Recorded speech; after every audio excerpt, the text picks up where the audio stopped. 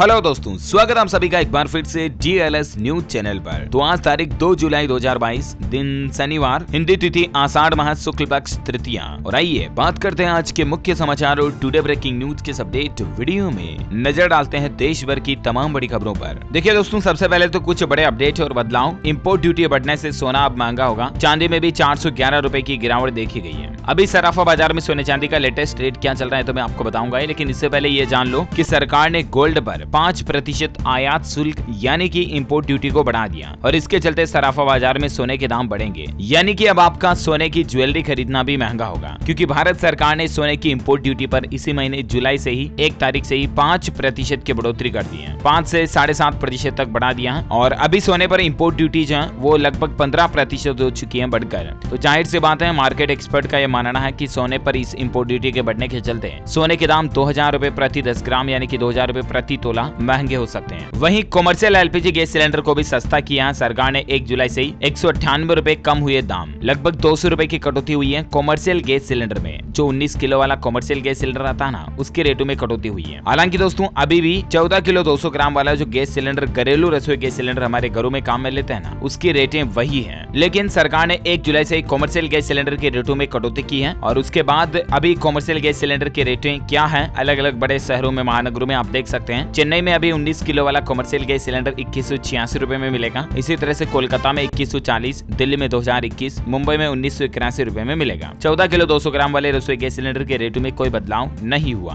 है ना। और वहीं देखिए बड़ी खबर, सुप्रीम कोर्ट ने कहा नुपुर को टीवी पर माफी मांगनी थी। देश में जो हो रहा उसकी जिम्मेदार आप हैं। शर्तों के साथ माफी मांगना आपका घमंड है। सुप्रीम कोर्ट ने नुपुर शर्मा के मामले को लेकर सुनवाई की और नुपुर शर्मा को कहा कि आपको टीवी पर आकर पब्लिक के सामने माफी मांगनी चाहिए, क्योंकि आपके ही बयान के चलते देश और दुनिया भर में अशांति फैली है, हिंसा भड़की है और अभी जो देश में कई लोगों के साथ जुल्म हो रहे हैं उसकी जिम्मेदार खुद आप हैं। नुपुर शर्मा को सुप्रीम कोर्ट ने ये सख्त हिदायत दी है। अच्छा, अगली बड़ी खबर देखिए दोस्तों, इंडियन बैंक का लोन लेना अब महंगा हुआ है। नई दरें आने वाले रविवार से ही लागू होगी। अब इंडियन बैंक का लेंडिंग रेट जो है 7.55% तक पहुंच चुका है। यानी कि इंडियन बैंक से अगर आप लोन लोगे, होम लोन, ऑटो लोन वगैरह कुछ भी, तो मिनिमम रेट आपका 7.5% तो रहेगा ही रहेगा। पहले 7.40% था, तो 0.15% की MCLR में बढ़ोतरी कर दी है। और उसके बाद सरकारी बैंक इंडियन बैंक से आपका लोन लेना महंगा होगा। ज्यादा डिटेल्स आप देख सकते हैं। अच्छा, अगली बड़ी खबर देखिए, सरकार का एक और बड़ा फैसला। सस्ते होंगे पेट्रोल, डीजल और हवाई ईंधन। कंपनियों पर 13 रुपए प्रति लीटर तक लगाया निर्यात टैक्स। जी हाँ, बढ़ती महंगाई के बीच सरकार ने आम आदमी को राहत देने के लिए एक बड़ा फैसला लिया है। घरेलू बाजार में पेट्रोल, डीजल और हवाई ईंधन की कीमतों में कमी लाने के लिए सरकार की तरफ से ये बड़ा निर्णय लिया गया है। इन उत्पादों के निर्यात पर अब कंपनियों को ज्यादा टैक्स चुकाना पड़ेगा। ये कदम रिफाइन किए गए पेट्रोल, डीजल के निर्यात को घटाने के लिए उठाया गया। दरअसल सरकार की ओर से जारी नोटिफिकेशन के मुताबिक इसी महीने 1 जुलाई से ही पेट्रोल, डीजल और एविएशन टरबाइन फ्यूल जो आता है ना, हवाई जहाज का ईंधन, उसके निर्यात करने पर अतिरिक्त टैक्स देना होगा। कुल मिलाकर के सरकार के इस फैसले से थोड़ी बहुत पेट्रोल, डीजल और हवाई ईंधन में राहत मिलेगी आम आदमी को, है ना। और वहीं देखिए दोस्तों, सड़क हादसे कम करने के लिए भी सड़क मंत्रालय की तरफ से एक बड़ा फैसला लिया गया है। 1 अक्टूबर से लागू होगा नया नियम। दरअसल सड़क परिवहन और राजमार्ग मंत्रालय ओवर स्पीडिंग की वजह से होने वाले सड़क हादसों को कम करने के लिए ये बड़ा फैसला लिए हैं। इसके तहत टायरों के नए मानक तय कर दिए गए, यानी कि टायर को लेकर 1 अक्टूबर से हमारे देश में नए नियम लागू होंगे। टायर की क्वालिटी को लेकर और टायर के मानकों को लेकर। इसके बारे में मैंने आपको कल डिटेल में जानकारी बताई थी। अभी देखिए, हाल ही में जारी डेटा के मुताबिक भी हेलमेट पहने तो नहीं मरेंगे 5000 लोग। देश में वाहनों की ओवर स्पीड रोककर हर साल 20,000 लोगों की जिंदगियां बचाई जा सकती है। और वहीं जो कार चलाने वाले 4 व्हीलर वाले लोग बाग हैं, सीट बेल्ट पहनने में लापरवाही करते हैं, अगर वो भी रेगुलर सीट बेल्ट पहनना शुरू कर दें तो 3000 जानें हर साल बचाई जा सकती हैं। रोड एक्सीडेंट को लेकर नई रिसर्च में ये बड़ा खुलासा हुआ है। हाल ही में सामने आई लॉन्सेंट की रिसर्च में रिपोर्ट में ये बात का पता चला है कि भारत में ओवर स्पीडिंग की वजह से हर साल 20,500 लोगों की जान जाती है, जो बचाई जा सकती है अगर ओवर स्पीडिंग लोग बाग ना करें तो। इसीलिए सड़क मंत्रालय जो है 1 अक्टूबर से ही सभी 2 व्हीलर और 4 व्हीलर कंपनियां, जो ऑटोमोबाइल्स कंपनियां हैं, उनके लिए टायर को लेकर नए मानक, नए नियम लागू करने जा रही है ना।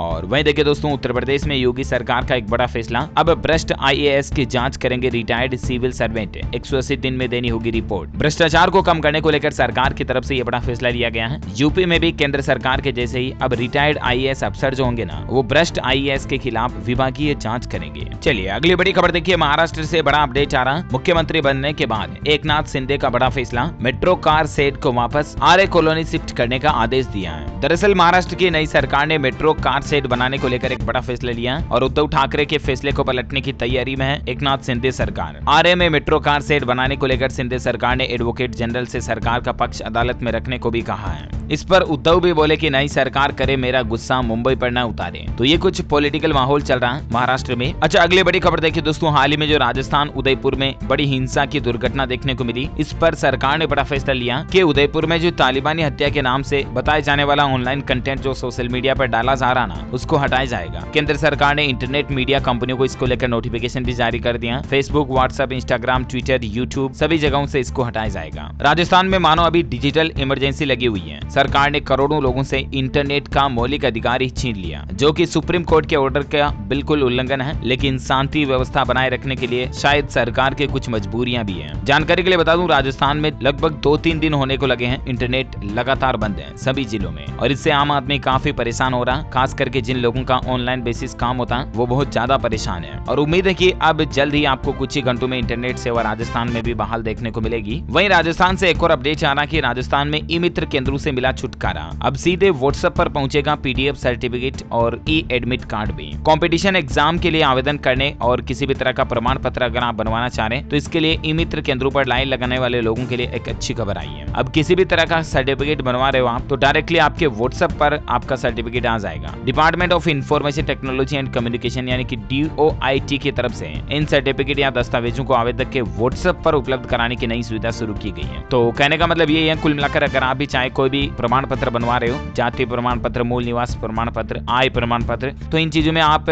जब मोबाइल नंबर डालते हो ना तो आपका वही मोबाइल नंबर डालें जो आपका व्हाट्सएप पर रजिस्टर्ड है। इससे होगा कि ये डॉक्यूमेंट्स बनने के बाद सीधे डायरेक्टली आपके व्हाट्सएप पर आ जाएंगे, है ना। और वहीं देखिए राजस्थान में ग्रामीण ओलंपिक में हर उम्र के खिलाड़ी अब भाग ले सकते हैं। 1 जुलाई से इसको लेकर रजिस्ट्रेशन भी शुरू होने जा रहा है। राजस्थान के खिलाड़ियों के लिए एक अच्छी खबर सामने आ रही है। ग्रामीण ओलंपिक आगामी 29 अगस्त से 2 अक्टूबर के बीच शुरू होने वाला है और ऐसे में 1 जुलाई से 31 जुलाई के बीच रजिस्ट्रेशन आप भी कर सकते हैं। इसको लेकर खेल विभाग ने ऑनलाइन एप्लीकेशन भी शुरू कर दी है। ज्यादा जानकारी आप देख सकते हैं। अच्छा वहीं देखिए ऑटोमोबाइल इंडस्ट्री से बड़ा डेटा आ रहा है। जून में ऑटो सेल्स का डेटा देखिए, मारुति की 1.5 लाख कारें बिकी तो टाटा मोटर्स की बिक्री में भी 78% की ग्रोथ हुई। बात करें किया कंपनी की तो किया भी जो 2021 में इसी समय की तुलना में 60% अधिक सेल्स पर चल रही है। वह देखिए देश के प्रधानमंत्री नरेंद्र मोदी ने रूस के राष्ट्रपति व्लादिमीर पुतिन से बातचीत की। यूक्रेन पर बताया भारत का रुख, फूड सिक्योरिटी समेत कई मुद्दों पर चर्चा हुई। यूक्रेन के हालातों पर भारत ने अपना रुख भी साफ कर दिया है। प्रधानमंत्री नरेंद्र मोदी ने रूसी राष्ट्रपति व्लादिमीर पुतिन से फोन पर बातचीत की और इस दौरान उन्होंने यूक्रेन की मौजूदा स्थिति पर एक बार फिर से भारत के रुख को स्पष्ट किया। साथ ही उन्होंने युद्ध रोकने के लिए डायलॉग और डिप्लोमेसी की वकालत भी की। पीएम मोदी ने कहा कि कुल मिलाकर के युद्ध से रास्ता नहीं निकलने वाला है। दोनों ही देशों को शांति व्यवस्था बनाए रखकर शांति के साथ बातचीत कर सोल्यूशन निकालना चाहिए, है ना। और वहीं देखिए बड़ी खबर, राजधानी दिल्ली के लोगों को ऑटो और टैक्सी के सफर में और भी ज्यादा महंगाई का सामना करना पड़ सकता है। मीडिया रिपोर्ट्स आ रही है कि दिल्ली में जल्द ही ऑटो और टैक्सी वाले किराए बढ़ाने की तैयारी कर रहे हैं। कई महीनों पहले सीएनजी के दामों में बढ़ोतरी होने पर ऑटो व टैक्सी यूनियन किराए में बढ़ोतरी की मांग कर रही थी। फिलहाल सूत्रों से मिली जानकारी के मुताबिक दिल्ली में जल्द ही आपका ऑटो और टैक्सी में सफर करना महंगा हो सकता है। वहीं दोस्तों राजधानी दिल्ली से जुड़े कुछ और अपडेट भी मैं आपको बता देता हूँ। देखिए दिल्ली में अब घर बैठे मिलेंगी हाइपोथेकेशन से जुड़ी सभी सेवाएं। दिल्ली के मुख्यमंत्री अरविंद केजरीवाल सरकार ने फेसलेस सर्विसेज का दायरा और भी ज्यादा बढ़ा दिया है। जी हाँ, दिल्ली सरकार ने फेसलेस सेवाओं को और मजबूत करने की दिशा में ये बड़ा कदम उठाया है। सरकार ने अब हाइपोथेकेशन से संबंधित सभी सेवाओं को फेसलेस कर दिया, यानी कि दिल्ली वासी अब घर बैठे ही इससे संबंधित सभी सेवाओं का फायदा जो है होम डिलीवरी की तरह घर बैठे ही ले पाएंगे। हाइपोथेकेशन का मतलब दोस्तों घर बैठे ही वाहन ऋण को जोड़ना है, यानी कि गाड़ी पर लोन वगैरह से संबंधित कोई सर्विस है, आपकी गाड़ी से इंश्योरेंस से संबंधित कोई सर्विस है, तो इन सभी सर्विस को आप घर बैठे ही काम में ले पाएंगे, है ना। वहीं दिल्ली को लेकर एक और अपडेट आ रहा कि गाँव के विकास के लिए दिल्ली सरकार का बड़ा फैसला। देखिए हर गाँव को मिलेगा 2 करोड़ रुपए का बजट। सरकार गाँव में विकास को बढ़ावा देने के लिए अब हर गाँव को 2 करोड़ रुपए का बजट जारी करेगी। अच्छा दिल्ली गवर्नमेंट से एक और अपडेट ये आ रहा है कि दिल्ली सरकार ने सभी विभागों के संविदा कर्मचारियों के लिए एक अलग से पोर्टल भी लॉन्च कर दिया और वहां पर भुगतान के प्रमाण पत्र भी जमा करा पाएंगे। संविदा कर्मचारियों के लिए जल्दी एक खास पोर्टल सुविधा शुरू करने वाली है दिल्ली सरकार। इस पोर्टल पर संविदा कर्मचारी अपने भुगतान के प्रमाण पत्र जमा करा सकेंगे। विभाग के सभी प्रमुख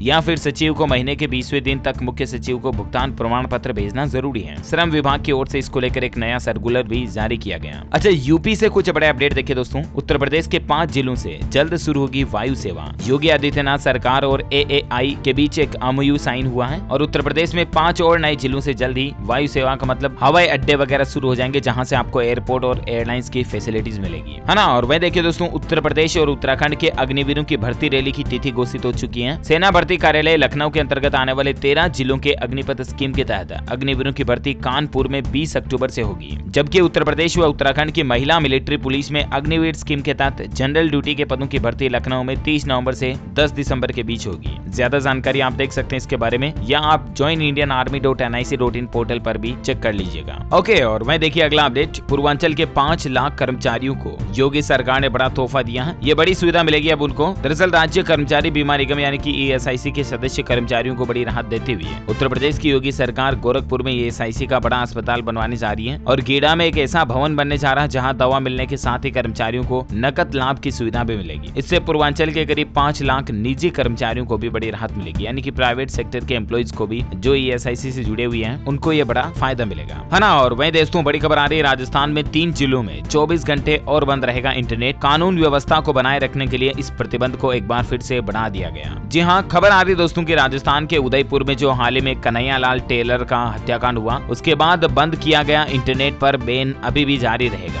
खास करके राजस्थान के 3 जिलों में इंटरनेट सेवा पर प्रतिबंध को 24 घंटे और बढ़ा दिया गया, जिसमें जयपुर संभाग के जयपुर, अलवर और दौसा, इन 3 जिलों में कानून व्यवस्था को बनाए रखने के लिए अब 2 जुलाई शाम 5:30 बजे तक अगले 24 घंटों के लिए इंटरनेट सेवाएं बंद रहेगी। अच्छा, साथ ही देखिए GST कलेक्शन जून में 56% बढ़कर 1.44 लाख करोड़ रुपए पर पहुंच चुका है। वहीं यूपी से अपडेट आ रहा, श्री कृष्ण जन्म स्थान मामले में सुनवाई अब 5 व 15 जुलाई को होगी। वही देखिए दोस्तों, मणिपुर राज्य में कल ही जो लैंडस्लाइड की घटना हुई उसमें 82 लोग दब गए थे। उसमें 15 जवानों और 5 नागरिकों के शव निकाले गए। 18 लोगों को बचाया गया। 44 की अभी भी तलाश जारी है। NDRF का रेस्क्यू मिशन अभी भी जारी है। कुछ तस्वीरें आप देख सकते हैं। अभी तक उस घटना में टोटल 20 लोगों के जान जाने की खबर है। अच्छा, अगला अपडेट देखिए, 1 अगस्त से ही रेलवे स्टेशनों पर लागू होगा नया नियम। MRP से अधिक पैसे नहीं ले पाएंगे वेंडर। नियम तोड़ने पर 1 लाख रुपए तक का जुर्माना भी लगाया जाएगा। जी हाँ, रेलवे बोर्ड ने 4 साल पहले ट्रेनों में खाद्य सामग्री की बिक्री के लिए डिजिटल भुगतान को अनिवार्य कर दिया था। इसमें नो बिल नो पेमेंट का प्रावधान भी है। और अब इंडियन रेलवे की तरफ से एक और नया नियम लागू किया जा रहा है कि रेलवे स्टेशन पर जो वेंडर्स होते हैं ना, ये आपसे किसी भी सामान पर MRP से ज्यादा पैसे नहीं ले पाएंगे। चाहे बोतल बंद पानी हो, कुरकुरे, चिप्स, वेपर्स वगैरह, या आप कोई नाश्ता वगैरह ले रहे हो, कोई कोल्ड ड्रिंक्स ले रहे हो, तो जितनी उस पर MRP है उससे ज्यादा अगर पैसे आपसे लिए जाते हैं तो तुरंत आप रेलवे में इस बात की कंप्लेन करें। उस वेंडर पर, उस दुकानदार पर 1 लाख रुपए का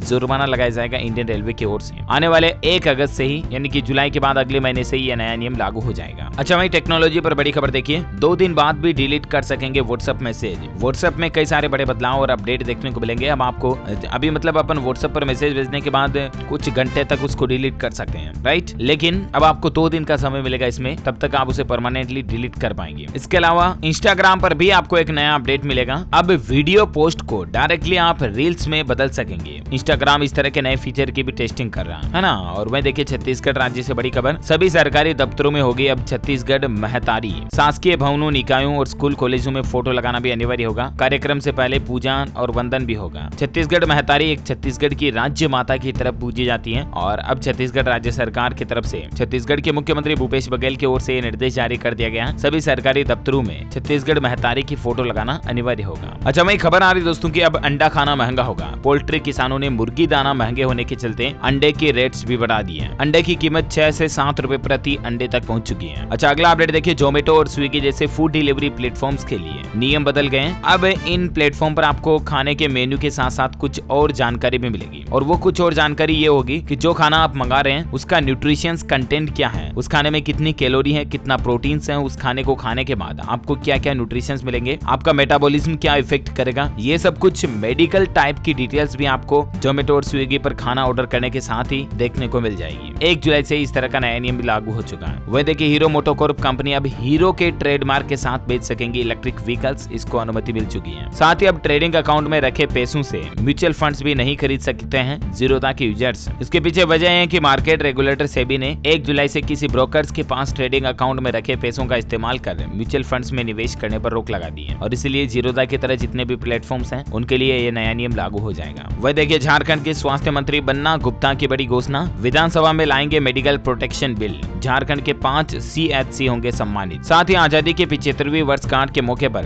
ब्रिटेन की तरफ से एक बड़ा तोहफा दिया गया। भारतीय छात्रों के लिए 75 तरह की स्कॉलरशिप की घोषणा की है। ब्रिटेन की सरकार ने भारत की स्वतंत्रता की 75वीं वर्षगांठ के उपलक्ष्य में भारतीय छात्रों को बड़ा तोहफा दिया। ब्रिटेन सरकार की तरफ से सितंबर 2022 से यूनाइटेड किंगडम यानी कि ब्रिटेन में अध्ययन करने के लिए जाने वाले भारतीय छात्रों के लिए 75 स्कॉलरशिप शुरू करने की घोषणा की है। इसके अलावा ब्रिटिश काउंसिल 6 अंग्रेजी छात्रवृत्ति भी उपलब्ध करवा रहा है ना। तो ये आप भी अगर बाहर विदेश में पढ़ाई करना चाह रहे हैं तो अच्छी बात है। अच्छा, बैंकिंग न्यूज से 2 और अपडेट मैं आपको बता दूं। एक तो ICICI बैंक से लोन लेना महंगा होगा। ICICI बैंक ने MCLR के रेट में 20 बेसिस पॉइंट की बढ़ोतरी कर दी है और उसके बाद अभी ICICI का बेसिक MCLR जो 7.30% था वो अब बढ़कर 7.50% हो गया है ना। मतलब मिनिमम 7.5% से नीचे आपको ICICI का किसी भी तरह का लोन नहीं मिलेगा, चाहे होम लोन, ऑटो लोन वगैरह वगैरह कुछ भी। वहीं बैंकिंग से एक और बड़ी खबर आ रही है। सरकारी बैंक केनरा बैंक ने सेविंग अकाउंट्स पर ब्याज दरों को बढ़ा दिया। IDFC फर्स्ट के FD खाताधारकों के लिए भी अच्छी खबर आई है। देखिए आप 2 अपडेट क्या है। एक तो केनरा बैंक की तरफ से सेविंग अकाउंट पर ब्याज दरों में 5 बेसिस पॉइंट्स का इजाफा किया गया। मतलब अभी इससे पहले केनरा बैंक पर आपको 3.5% की दर से सेविंग अकाउंट पर इंटरेस्ट मिल रहा था, राइट, लेकिन अब 3.55% की दर से सेविंग अकाउंट पर ब्याज मिलेगा। वहीं दूसरी तरफ प्राइवेट क्षेत्र के बैंक IDFC फर्स्ट बैंक ने 2 करोड़ रुपए से कम वाली FD यानी कि फिक्स डिपॉजिट की ब्याज दरों को भी बढ़ा दिया। ये नई ब्याज दरें भी 1 जुलाई से लागू हो चुकी हैं और उसके बाद IDFC फर्स्ट बैंक में अलग अलग टाइम पीरियड की FD के अकॉर्डिंग इंटरेस्ट क्या मिलेगा आपको, इसकी जानकारी भी आप स्क्रीन पर देख सकते हैं। ओके,